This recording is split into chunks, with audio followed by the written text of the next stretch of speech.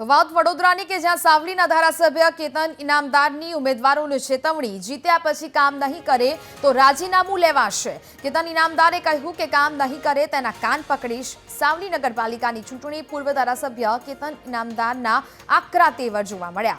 કાચા મકાનમાં રહેતા લોકોને સરકારી લાભ આપવાની ખાતરી આપી છે। જરૂર પડશે તો પોતે મકાન બનાવી આપવાની કેતન ઇનામદારની તૈયારી છે। હું ઈચ્છું તો 24માંથી ઘણી સીટો બિનહરીફ કરી શકતો હતો તેવું પણ તેમણે કહ્યું। લોકશાહીમાં સ્પર્ધા જરૂરી હોવાનો પણ તેમણે ઉલ્લેખ કર્યો છે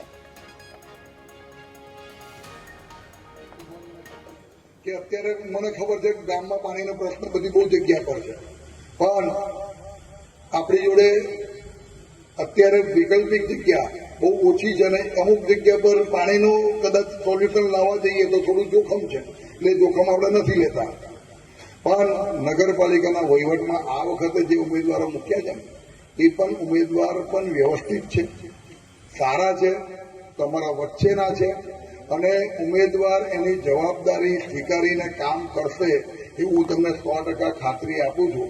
અને જો એ કામ નહીં કરે તો તમારા વતી એમનો કાનપટ્ટી પકડવાની જવાબદારી પણ લેવા હું અત્યારે તમારી પાસે આવ્યો।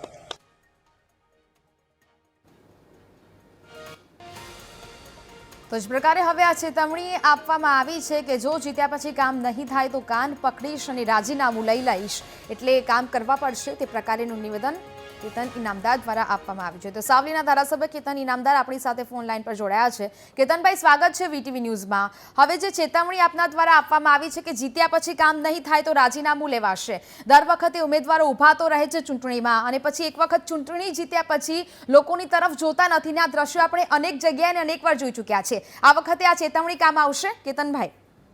બેન, દરેક લોકોની અપેક્ષા ગ્રામ્ય વિસ્તારમાં અને નગરપાલિકા વિસ્તારની અંદર એટલી હોય છે કે ભાઈ એમના નાના મોટા કામ એટલે લાઇટ, પાણી, સફાઈ અને એમને પડતી મુશ્કેલીઓ, આ બધી જ મુશ્કેલીઓ જ્યારે આજે ભારતીય જનતા પાર્ટીની સરકારમાં સરકાર દ્વારા નગરપાલિકા, મહાનગરપાલિકાની અંદર ખૂબ મોટા પ્રમાણે ગ્રાન્ટ આપવામાં આવતી હોય છે, ત્યારે નગરપાલિકાના ચૂંટાયેલા કોઈ પણ પદાધિકારી હોય એ લોકોને પ્રજાની વચ્ચે જવું જોઈએ, પ્રજાના મન જીતવા જોઈએ અને બીજું કે જે પ્રમાણે અત્યારે પ્રચાર કરી રહ્યા છે અને મત માંગવા જઈ રહ્યા છે એ પ્રમાણે એમને 5 વર્ષ આની પોતાની સંપૂર્ણ જવાબદારી નિભાવવી જોઈએ એવું મારું માનવું છે। એટલે મેં મારી વાત એવી મૂકી હતી કે હું અમારા 24 100 વોર્ડના 24 સભ્ય છે એમને કહું છું કે જો તમને આ પ્રજાના પ્રેમ અને વિશ્વાસ તમે જીતીને તમે જ્યારે ચૂંટણી જીતીને આવો છો ત્યારે 5 વર્ષ એ લોકો માટે આ ચક્રવર્તી વ્યાજ સાથે કામ કરીને એમને પરત કરવાની ભાવના રાખજો।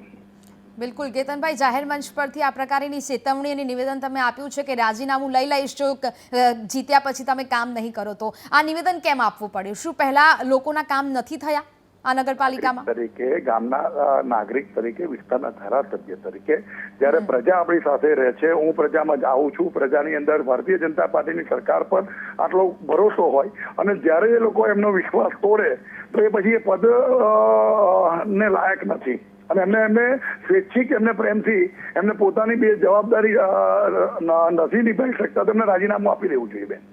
બિલકુલ કેતનભાઈ, લાગે છે કે હવે આ ચેતવણીથી જે ઉમેદવારો ઊભા છે અને જો જીતે છે તો લોકોના કામ થશે? 100% બેન, હું મારા વિસ્તારના તમામ પ્રતિનિધિ જે અત્યારે જે જનપ્રતિનિધિ થવા જઈ રહ્યા છે, જે વર્ષોથી પાર્ટી સાથે જોડાયેલા છે અને પાર્ટી એમના પર ભરોસો મૂકીને જે ટિકિટ આપી છે, 100% મને વિશ્વાસ છે કે એ લોકો આવનારા દિવસોની અંદર હવે કોઈ ભૂલ નહીં કરે અને જો કરશે તો એ ભૂલ માટે પણ એ જવાબદારી સ્વીકારી અને રાજીનામું આપશે એવો મને વિશ્વાસ છે। બિલકુલ કેતનભાઈ, વીટીવી ન્યૂઝ સાથે વાતચીત કરવા બદલ આપનો આભાર।